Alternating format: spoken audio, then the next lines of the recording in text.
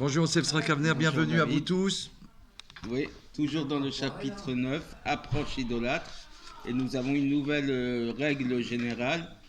Il nous dit que ce qu'on appelle une approche idolâtre, c'est toute chose que l'on peut offrir dans le temple des Juifs, dans le Beth Amikdash.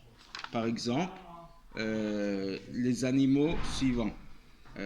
Toute chair d'un animal qui soit issu de la vache, agneau, mâle ou femelle, une chèvre, d'accord. Oui. Et donc des volailles, c'est exclusivement des colombes, mâles ou femelles, d'accord. Tout ce qui se rapproche de ça au niveau animal.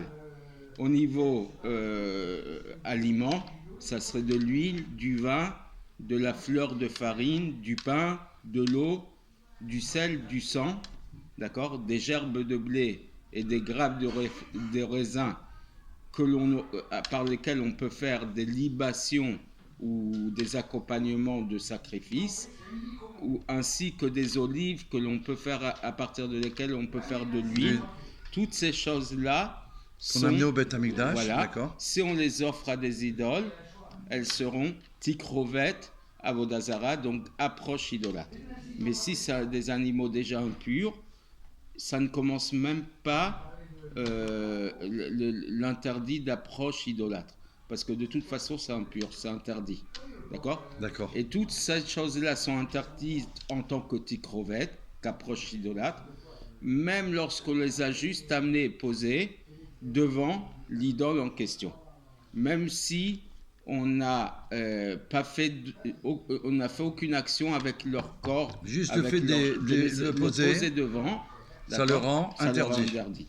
Mais si on amène un animal vivant devant une avodazara, devant une idole, ça ne s'appelle pas une approche tant qu'on n'a pas fait une action, pardon, pas un animal vivant, un animal pas domestique, un animal sauvage. Pardon, devant une idole, ce n'est pas appelé tikrovet, approche idolâtre, tant qu'on ne fait pas une action avec le corps de l'animal, comme lui faire la shrita, l'abattre rituellement, comme on l'a expliqué dans le chapitre 8. Alors donc, faire la distinction entre des animaux domestiques et les animaux sauvages, dont on a énuméré la liste précédemment, vaches, agneaux, etc. Mais animal sauvage, il faut faire une action concrète avec le corps d'un animal, l'abattre, oui, ou le tuer, pour que ça s'appelle une approche idolâtre. Et tant qu'on n'a pas fait ça, l'animal n'est pas interdit de profit. Merci beaucoup. Bonne journée. À bientôt.